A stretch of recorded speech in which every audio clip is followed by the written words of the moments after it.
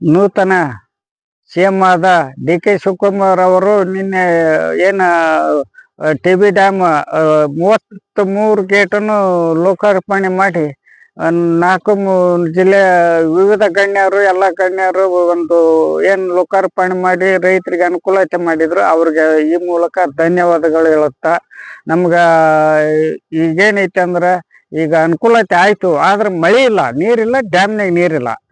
ಈಗ ನಮ್ಗೆ ಏನಾಗುತ್ತೆ ಅಂದ್ರೆ ನಮ್ಗೆ ಸದ್ಯಕ್ಕೆ ಸರ್ಕಾರ ಒಂದು ಯಾವುದೇ ರೀತಿ ಪರಿಹಾರ ಕೊಡ್ಬೇಕು, ಇಲ್ಲ ಬರ ಘೋಷಣೆ ಮಾಡ್ಬೇಕು. ಮಳೆ ಬಂದ್ರೆ ಡ್ಯಾಮ್ ತುಂಬುತ್ತೆ, ರೈತರಿಗೆ ಅನುಕೂಲ ಆಗುತ್ತೆ. ಇಲ್ಲ ಅಂದ್ರೆ ನಮ್ಗೆ ನೀರೇ ಇಲ್ಲ.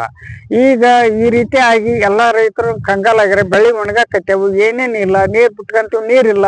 ಈಗ ಏನೋ ಅನುಕೂಲತೆ ಇಲ್ಲ, ಸೌಲಭ್ಯ ಏನಾರ ಪರಿಹಾರ ಕೊಡ್ಬೇಕು, ಇಲ್ಲ ಬರ ಘೋಷಣೆ ಮಾಡ್ಬೇಕು, ಇಲ್ಲ ಮೂಡ ಬಿತ್ತನೆ ಮಾಡ್ಬೇಕು, ಒಂದು ಯಾವ್ದಾರ ದಾರಿ ಮಾಡ್ಬೇಕು. ಇಲ್ಲ ಅಂದ್ರೆ ಸಾಧ್ಯ ಇಲ್ಲ. 4 ಜಿಲ್ಲೆನೂ ಬರ ಘೋಷಣೆ ಮಾಡ್ರಿ.